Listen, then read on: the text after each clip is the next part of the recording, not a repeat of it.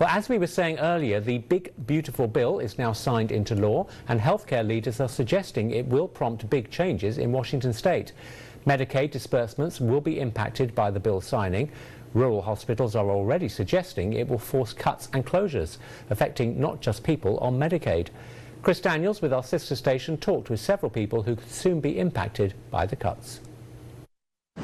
They're caring. They care about what they're doing. Outside the Mason Clinic, Rick Tafoya leans against a building he says has propped him up for decades. I always had good luck here when I needed their assistance. Tafoya says he's been watching the news closely, as have hospital leaders. The challenge and the difficulty of being able to remain open definitely is going to rise quite a bit. Eric Moll is Mason Health CEO and says he estimates 5,000 full-time patients will lose Medicaid coverage and reimbursements, but that the bill won't fully kick in for 2 years, likely allowing the small, publicly owned hospital time to plan to avoid closure. We've been able to do the analysis. We think that we can continue to operate, but there's certain service lines like